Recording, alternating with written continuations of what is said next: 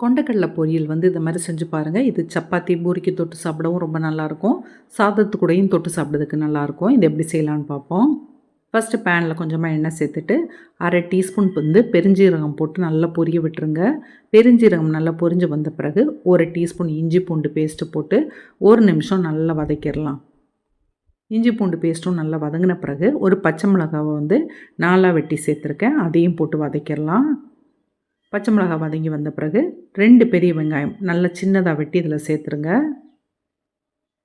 இப்போ இந்த வெங்காயத்தையும் நல்லா வதக்கணும். வெங்காயம் வதங்கிட்டு இருக்கும்போதே இதில் வந்து ஒரு கொத்து கருவேப்பிலையும் சேர்த்துடலாம்.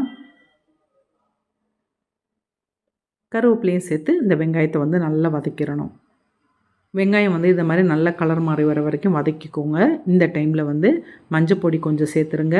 1 டீஸ்பூன் மல்லிப்பொடி, ஒரு 1/2 டீஸ்பூன் வந்து மிளகாத்தூள் சேர்த்துருக்கேன். நீங்கள் காரத்துக்கு தகுந்தபடி சேர்த்துக்கோங்க. 1/4 டீஸ்பூன் வந்து நல்ல மிளகு பொடி சேர்த்துக்கோங்க.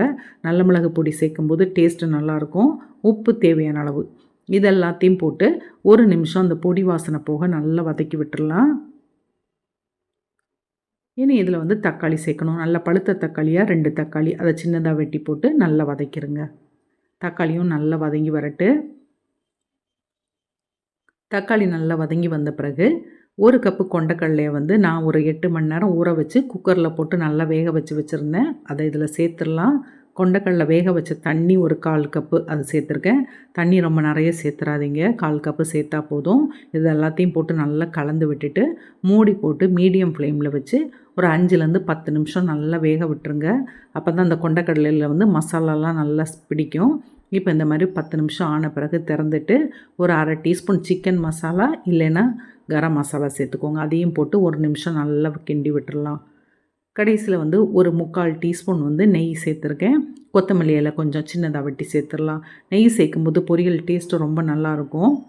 இப்போ இதையும் சேர்த்து 1 நிமிஷம் நல்லா கலந்து விட்டுடலாம். அந்த நெய்யை வந்து எல்லா இடமும் படுற மாதிரி நல்லா கலந்து விட்டுருங்க.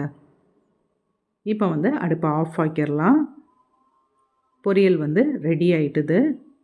இந்த பொரியல் வந்து ரொம்ப ஈஸியாகவும் செஞ்சிடலாம். டேஸ்ட்டும் ரொம்ப நல்லாயிருக்கும். செஞ்சு பாருங்கள். இந்த வீடியோ பிடிச்சிருந்தால் லைக் பண்ணுங்கள், சப்ஸ்கிரைப் பண்ணுங்கள். அடுத்த வீடியோவில் புது ரெசிபியோட பார்க்கலாம்.